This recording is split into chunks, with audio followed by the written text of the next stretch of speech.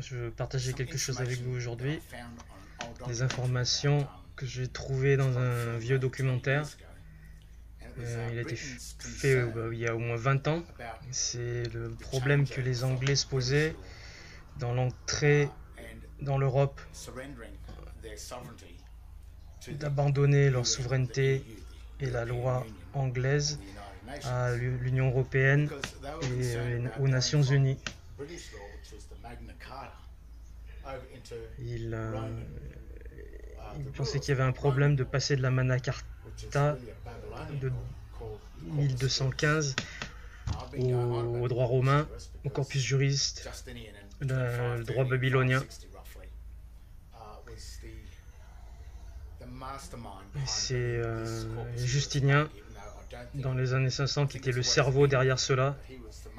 Ça a toujours été là, mais c'est lui qui a mis en place la version moderne du corpus juris. C'est Accursius, c'est le cerveau derrière le corpus juris moderne qui contrôle le système bancaire mondial ainsi que l'Union européenne et l'ONU, avec l'introduction du nom en 1230. Donc en 1215, quand la Magna Carta a été signée, et quand les gens en ont eu marre de la dictature de Rome, de la règle de droit, une loi militaire, une loi d'entreprise, corporatif, les statuts, les législations, les règles où il fallait suivre la règle, donc il n'y a pas le droit au procès avec un jury. C'est ça qui est vraiment satanique. On fait face au magistrat, c'est lui qui juge, alors qu'avec la Magna Carta, on a le droit à un jury, c'est le droit de la terre. Et ça fait longtemps que j'essaye de dire cela aux Australiens, d'expliquer cela, de ce qui est en train de se passer avec le corpus juris. Whitlam a signé le traité d'Unidroit en 1974. Donc il a vendu l'Australie aux US. Et président Kennedy a refusé de signer en 1963. On lui a fait péter le cerveau. Et tout de suite après cela, Lyndon B. Johnson a signé le traité Unidroit. Ce que Kennedy n'a pas réalisé, c'est qu'il n'était pas le président des États-Unis d'Amérique. Il était le président d'une société étrangère, les US, qui n'est pas les USA. Et cette compagnie étrangère n'est pas américaine, je pense. C'est une compagnie étrangère qui est basée en France. C'est le système bancaire de Rothschild auquel qu'ils ont signé. Donc c'est la signature à la Fed US, la Réserve fédérale US, qui est une banque privée. Et là, ce fut la fin donc, de Kennedy à cause de tout cela, quoi. Donc ce documentaire, je vais vous en montrer un morceau pour partager avec vous, car ça là explique. Ça c'était il y a 20 ans déjà, il le savait déjà, peut-être plus. Et ça explique les détails, la mentalité juridique et des problèmes qui se passent avec l'intégration européenne entre la common law et le droit romain. Et maintenant on voit le problème, quoi. C'est le Brexit. Ils veulent se sortir de ce droit romain, de l'Union européenne et de l'ONU. Et moi je pense que ça vient de Lénine, l'idée originale d'un nouvel ordre mondial, d'un gouvernement mondial. C'est une idée communiste de capturer le monde entier sous un seul gouvernement. Et le corpus juriste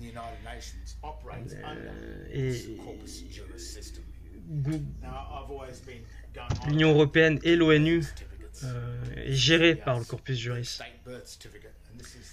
Ça c'est l'acte de naissance, ça c'est l'original, la naissance de l'acte. Ça c'est le prénom, le prénom chrétien, c'est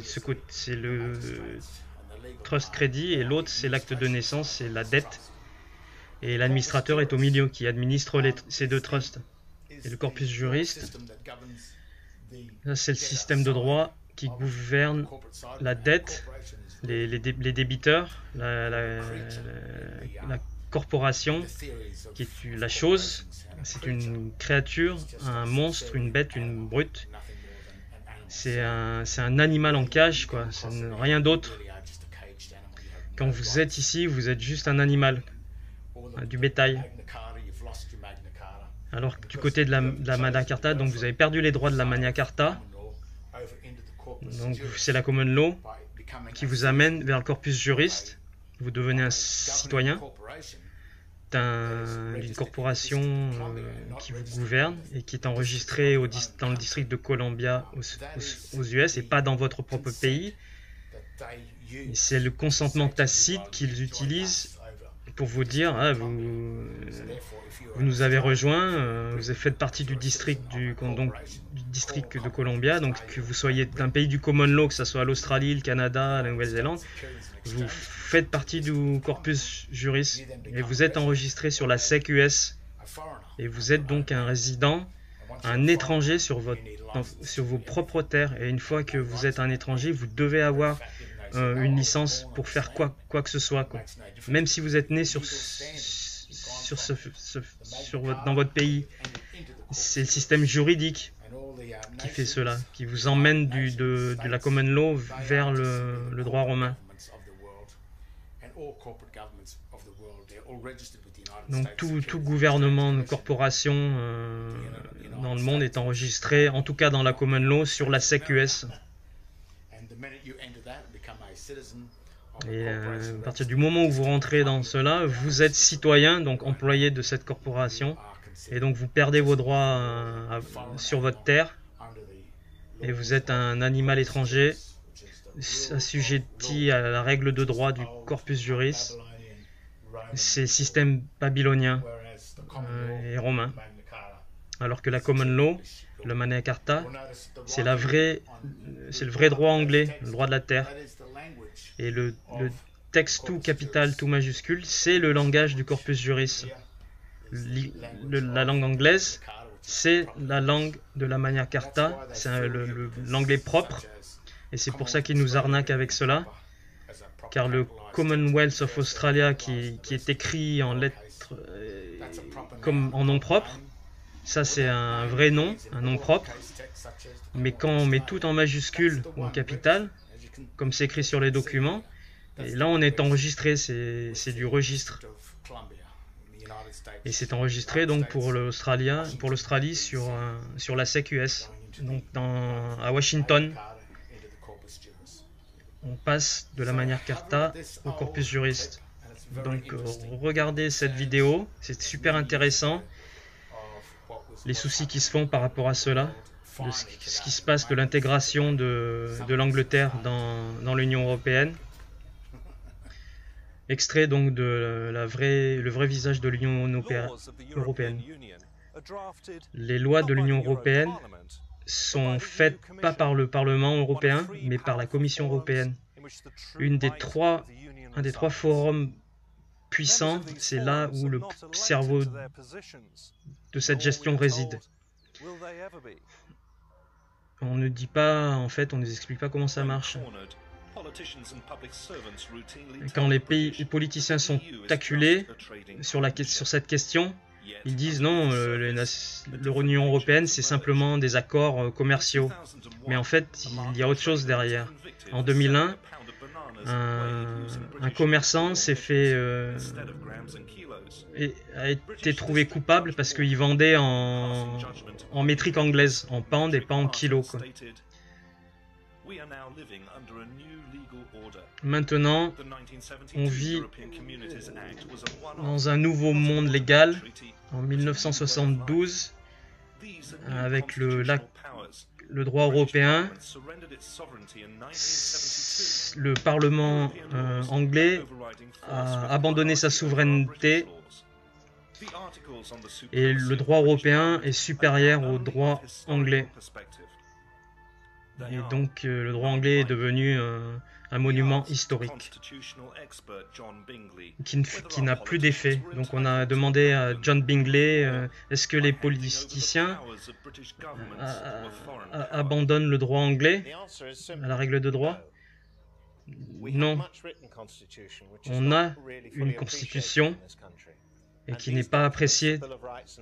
Et ces documents, la Bill of Rights et la Magna Carta et beaucoup d'autres instruments juridiques, le disent clairement, l'allégeance est à la reine. Et elle doit respecter ce contrat avec son serment de couronnement. Et donc les politiciens aussi, avec leur...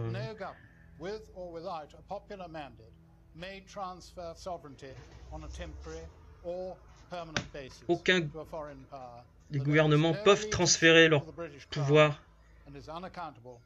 à un gouvernement étranger sans besoin d'avoir allégeance à la couronne anglaise. Le nouveau système européen introduit en Angleterre est le corpus juris, le corps de droit, donc le droit romain. C'est dessiné pour prendre le pouvoir sur la loi anglaise. On enlèvera donc le droit à un procès par jury. C'est le juge qui va vous prononcer coupable ou non. La suppression de l'habeas corpus. Donc on peut vous arrêter sans preuve. Et on peut vous détenir en prison jusqu'à 9 mois sans preuve. Vous êtes coupable avant d'être innocent, donc il faut démontrer que vous êtes innocent. Vous pouvez pas être... on peut vous faire un procès plusieurs fois, jusqu'à temps qu'on vous trouve coupable. Ça c'est le Double Jeopardy. Donc la protection du droit privé, c'est-à-dire toute information sur vous pourra être donnée au juge pour votre procès. Le droit administratif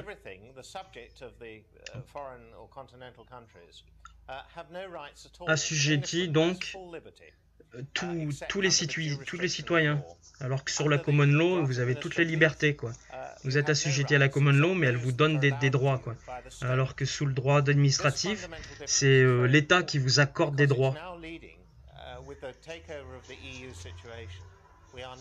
Donc le fait que l'Union européenne prévale et que le droit administratif prévaut, vous n'avez plus le droit à un jury, un procès avec un jury, et ça c'est la dictature. Voilà, je trouve ça super intéressant. C'est un documentaire, il y a déjà pas mal d'années, quoi. Il savait déjà, quoi. Donc il y a 2 dictionnaires, le dictionnaire anglais et le dictionnaire légal, donc ce qui est le légalise en anglais, donc le légalais. Et ces 2 dictionnaires représentent donc le corpus juris et la Magna Carta, quoi. Et c'est vraiment satanique, car les gens disent comment le droit de la mer a pris le pouvoir sur le droit de la terre. C'est le système maçonnique pirate qui fait ça. Et la raison que la chèvre est le symbole de Satan, donc GOAT en anglais, G-A-O-T, et je vous l'ai déjà dit, le G-O-A-T en anglais GOAT, en nom propre, c'est le nom d'une chèvre, qui fait bé, alors qu'en lettres capitales, G-O-A-T, si vous allez voir le Black's Law, qui est le pape noir, la nobilité noire, le dictionnaire donc noir, c'est le dictionnaire des signes, pas des mots. C'est pas un dictionnaire d'anglais. C'est le concept du corpus juris. Et le mot G-O-A-T en capital, écrit en majuscule, veut dire les égouts, le sewer en anglais, S-E-W-E-R. Et le truc avec les égouts, c'est que c'est fait par les hommes et c'est les hommes qui canalisent les eaux donc de la terre à la mer. Et c'est à travers de ces égouts que le GOAT, que le droit de la mer s'immisce sous-marin. C'est un sous-marin souterrain, c'est avec ces canaux. Et c'est pour cela que le système maçonnique est appelé le monde souterrain, parce que c'est vraiment le trafic, la mafia, tout ce qui est occulte, tout ce qui est enterré. Là, on nous met dans une boîte noire et dans le monde souterrain. Et on ne peut pas y échapper. Et c'est pareil sur papier en fait. Et on rentre donc dans le monde souterrain. Et c'est le texte mort sur les tombes est écrit, donc c'est un registre et c'est écrit en lettres capitales, comme sur les cartes de crédit et sur vos comptes. Et ça, c'est la règle du corpus juris. Et nous, on accepte cela. Et ce que vous dites, c'est que ça, c'est moi. Vous acceptez que c'est vous. C'est mon nom sur ma carte, sur mon permis de conduire, sur ma carte d'identité, mais c'est débasé. Ça marche pas. Le vrai latin, parce que c'est basé sur du texte latin, dans ce cas-là, un corpus juris, pour joindre les mots, il y a un trait pour faire une phrase. Donc c'est la juridiction du corps, corpus juris. Et le trait d'union fait le lien. Et ça, on retrouve ça dans le manuel de style de Chicago. La page 1147, je crois. C'est utilisé pour le langage des signes, ou la langue des signes. Et c'est du texte babylonien, du babble en anglais, donc de babiller, comme les bébés. Donc, quand l'acte de naissance, John Henry Smith, est tout écrit en lettres capitales, si on enlève les tirets, ça devient John, Henry et Smith. Ça détruit votre identité, votre identification. C'est du texte corrompu babylonien, ça corrompt l'anglais, et ça veut rien dire, quoi. C'est de la merde. Mais si vous le croyez, si vous l'acceptez et vous ne connaissez pas ce monde-là, ce monde souterrain, alors vous tombez dans ce monde souterrain, vous êtes dans une tombe. Ce que vous voyez donc dans ce documentaire illustre et prévient les gens de ce qui se passe, ce qui va se passer. Ça, c'est un système de contrôle. C'est le militaire. Quand vous êtes chez les militaires, vous n'avez aucun droit. Et comme si vous ne suivez pas les ordres de l'État, vous serez puni, on vous tuera même. Alors qu'ici, du côté de la common law, vous gardez votre prénom. Le surnom vous emmène dans le corpus juris, vous êtes un débiteur, mais votre prénom chrétien, la naissance de l'acte, c'est vraiment là que vous êtes dans le monde créditeur. Dans la Magna Carta, la common law, c'est le vrai trust chrétien. Il n'y a pas de surnom. Ça a été amené en 1215 par Accursius. C'est ce juriste italien qui a amené ça. C'est lui qui a amené ce système. Pour ce système moderne du corpus juris, ce qui nous donne la capacité et le choix de soit rester avec la Magna Carta, le titre équitable, ou de venir dans le titre juridique du corpus juris. Mais ça, on ne nous l'explique pas à l'école. Nous, on nous amène dans le monde du corpus juris. Et on ne comprend pas pourquoi on n'a aucun droit. Parce que les droits sont sur les certificats. Ça, c'est l'acte. Avant de devenir un adulte à 21 ans, vous avez le droit de reprendre votre prénom chrétien, Christ. Sinon, si vous ne le faites pas, vous restez dans le monde du débiteur. Vous serez assujetti au droit de Rome, à la règle de droit. C'est au système babylonien. Vous serez un adulte, c'est un adultère. Alors qu'il faut que vous compreniez vous appreniez à comment revenir dans le monde du créditeur. Ça, c'est les plébéiens. On vous plébiscite, on vous demande de voter. C'est les plebs qui votent. Hein. Donc si vous votez, si on vous plébiscite, vous êtes un plèbe. À l'opposé des patriciens de l'autre côté qui dirigent. Donc voilà, c'est une explication rapide du problème d'entrer dans le monde du corpus juris, le monde mort de la corporation. Il y a 20 ans, j'avais aucune idée de ce truc-là, quoi. C'est seulement maintenant que je recherche et que j'étudie ce problème et les recherches des os que je trouve ça. Mais j'espère que vous avez apprécié et que vous comprendrez les deux univers parallèles qui existent. Beaucoup de gens disent il y a un compte caché ici, c'est le compte du débiteur, et là c'est le compte du créditeur. Quand vous empruntez de l'argent pour acheter une maison, vous demandez à l'administrateur, la banque, donc lui il prend l'argent dans votre compte créditeur et vous le donne dans le monde du débiteur. Mais si vous revenez dans le monde créditeur, lui, c'est l'administrateur qui doit payer. Donc c'est pour ça qu'il ne va jamais vous le dire. C'est pour ça que la Magna Carta est le titre équitable. C'est pour ça qu'on le retrouve partout et que le gouvernement veut le garder. Car ils veulent garder ce droit. Alors que si vous acceptez le titre légal que vous donne l'État, vous abandonnez votre titre équitable de common law, du droit de la terre.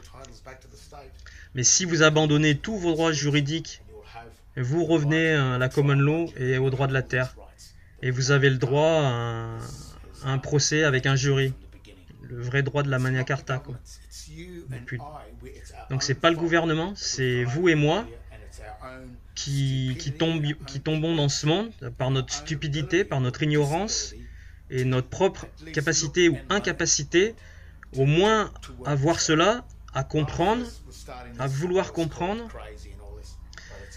Moi, quand j'ai étudié tout ça, on me traitait de fou, mais pourtant tout existe, c'est bien vrai, quoi, en noir et blanc, quoi. Ces deux mondes parallèles existent. Le statut de la Magna Carta est vrai, le statut du corpus juris est vrai, tout cela est vrai. C'est satanique au maximum. Mais le côté satanique, c'est d'aller du vivant dans le monde des morts.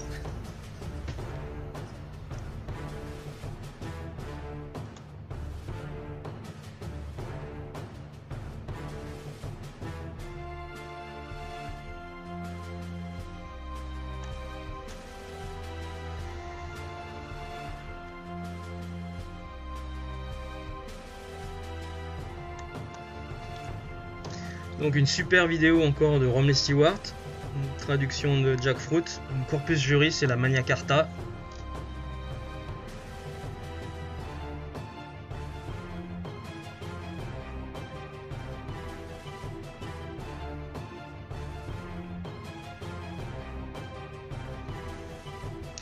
La clé de la fiction légale, la vraie loi, la vraie règle, c'est les règles grammaticales du langage qui sont utilisées dans les contrats.